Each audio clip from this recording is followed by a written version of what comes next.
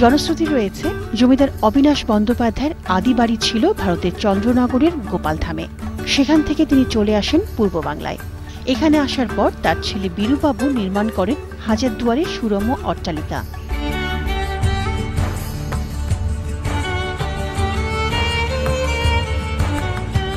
দুয়ারগুলো ছিল শ্বেত পাথরে আবৃত আর সেগুন কাঠের কারুকাজ করা। দরজাগুলো কাঠ, লোহার গ্রিল ও দামি কাঁচ দিয়ে 3 স্তরে মোড়ানো ছিল।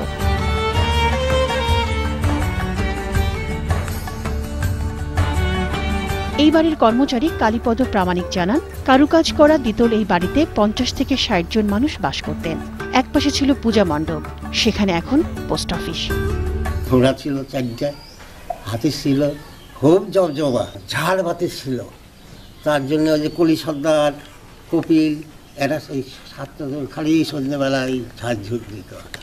আর সকালবেলা উঠে করে মুছা ফুছে করে পরিষ্কার পরিচ্ছন্ন, একটা ঝুল থাকা হবে না। 1947 সালে দেশভাগের পর অবিনাশ বন্দ্যোপাধ্যায়ের বংশধরেরা সপরিবারে ভারতে চলে যান। এরপর চুরি হয়ে যায় তাদের বাড়িঘরের বিভিন্ন নিদর্শন।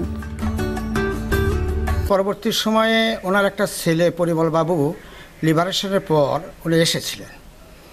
তো আসার কয়েকদিন থাকার পরই উনি চলে গেছেন। তো এই জমিদার বাড়ি 1000টি দরজা ছিল, কিন্তু এখন ধ্বংসাবশেষ দেখতে পাচ্ছেন আপনারা। জমিদার বাড়িটি সংস্কার করে পর্যটন কেন্দ্র হিসেবে চালুর দাবি এলাকাবাসীর। মুশফিকা নাজনীন, 21 টেলিভিশন।